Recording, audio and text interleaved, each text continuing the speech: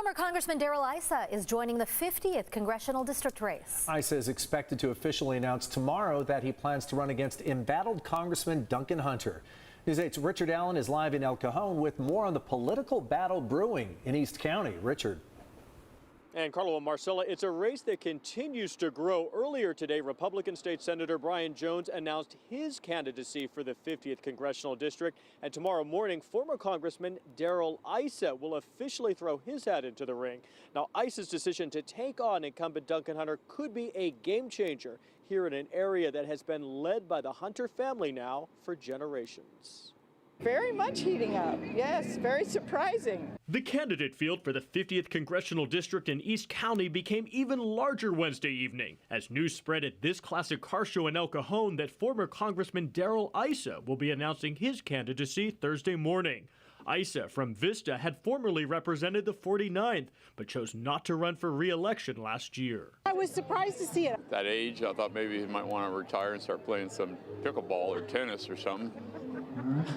But nope, back in the political ring. A ring that continues to expand as more candidates are lining up to take on embattled incumbent Duncan Hunter under indictment and awaiting trial on corruption charges that he siphoned thousands in campaign funds for personal use. I believe that he's going to make it. Despite the allegations, which Hunter has denied, his base remains fiercely loyal. A lot of worse money has been taken by a lot of worse people, and he's done a lot for the district. Along with Democrat Amar Campanajjar, who ran against Hunter last year, former San Diego City Councilman Carl DeMaio is also running, as well as Senator Brian Jones. They're all good. It's going to be a hard one. I think Hunter myself will take a back seat. La Mesa resident Jack Kosmicki used to live in Vista and is excited at the prospect of Issa once again being his congressman. He's the man. Others are leaning toward DeMaio. I think he's a real go-getter. Many voters see the scandal and legal controversy encircling Hunter as his Achilles heel. And with everybody else running, I think that's going to be the dagger that gets him.